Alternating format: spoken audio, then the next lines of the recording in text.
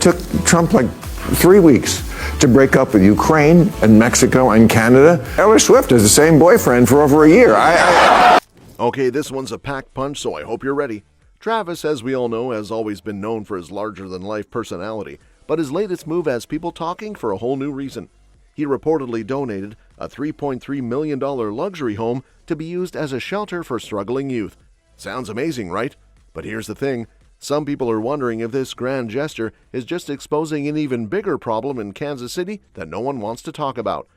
While Kelce and Taylor live in a massive 17,000 square foot mansion with a pickleball court and mini golf course just 20 minutes away, Kansas City is facing a growing crisis.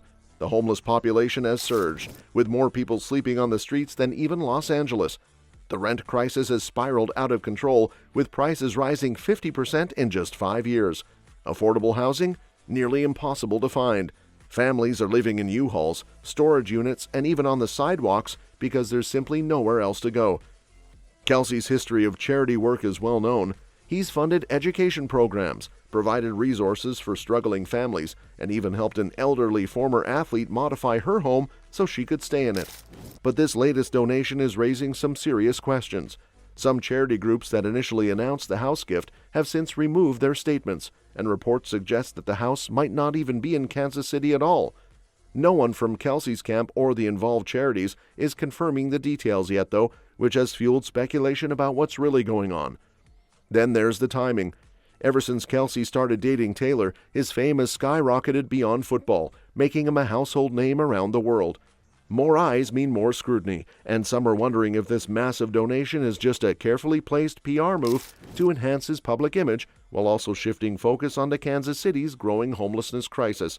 After all, it's hard to ignore the irony. One multi-million-dollar house being donated in a city that's short 26,000 affordable homes. Regardless of his motives, one thing is clear. This donation has forced a conversation that Kansas City officials might not have wanted to have.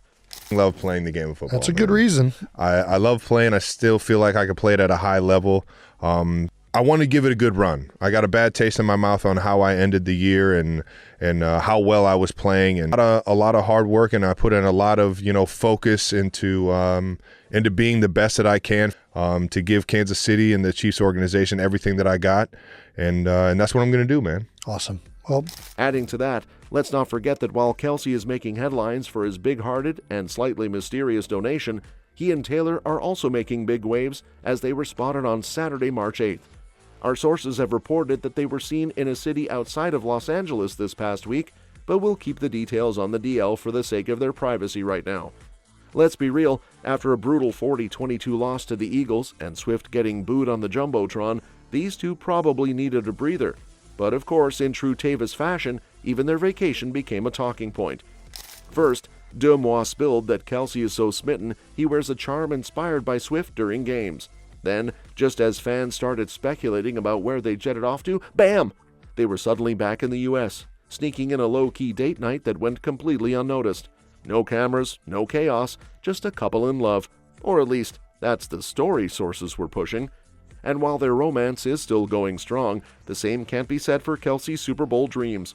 Retirement rumors were flying after the loss, but Kelce quickly shut them down on his podcast, saying he's got unfinished business with the Chiefs. Meanwhile, Swift's experience wasn't exactly dreamy either. Getting booed by an entire stadium? Ouch. Even Eagles' Saquon Barkley couldn't believe the hate, pointing out that she's literally making the game bigger worldwide. But let's face it, this couple isn't going anywhere. Whether they're splurging on secret date nights, dodging paparazzi, or causing a social media frenzy, the Tavis era is far from over. And with Kelce determined to redeem himself on the field and Swift conquering the world again, the real question is, what's next for the most watched duo in pop culture?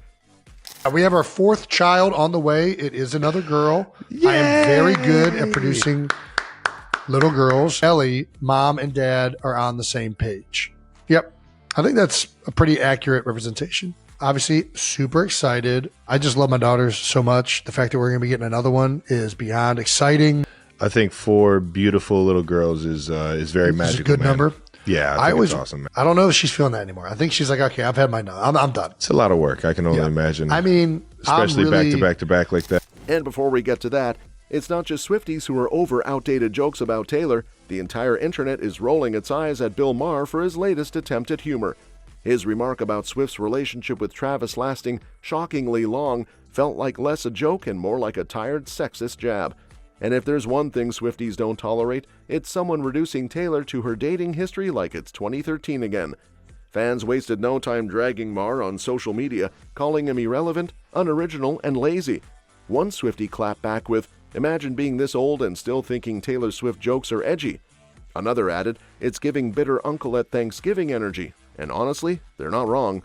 What makes this even more embarrassing for Maher is that he's been on this weird anti-Taylor crusade before. Just last year, he called her romance with Kelce tacky and claimed the NFL star would eventually dump her. Now that they're still going strong, he's doubling down because apparently the idea of a successful, powerful woman having a happy relationship is just too much for some men to handle.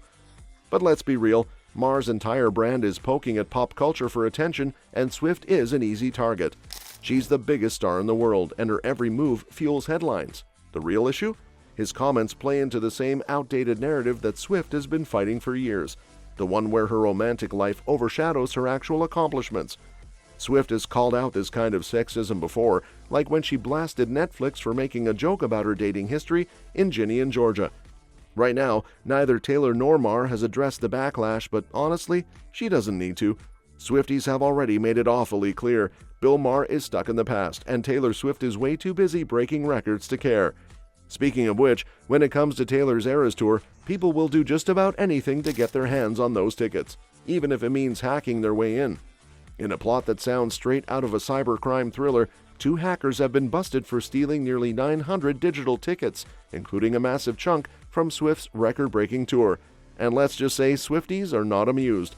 According to authorities, these cyber scammers made off with over $600,000 by exploiting a loophole in an offshore ticket vendor system. The scheme? Shockingly simple yet devastatingly effective. 2 hackers, working for a third-party StubHub contractor in Kingston, Jamaica, snatched ticket URLs and funneled them to their New York-based partners, who then resold them for an absurd profit. The masterminds behind this mess? Tyrone Rose and Shamara P. Simmons, both from Queens, now facing a list of charges that could land them behind bars for up to 15 years. And while Swifties are known for fighting tooth and nail for tickets, these hackers took things to a criminal level. Fans have already been burned by Ticketmaster's disaster of a presale rollout, and now they find out that some of them were unknowingly handing cash over to fraudsters? Yikes. But Swifties aren't the only ones caught in this mess. Adele and Ed Sheeran fans were also targeted, along with sports lovers trying to score seats for NBA games and the US Open. The investigation is still ongoing, meaning more names could be added to this growing scandal.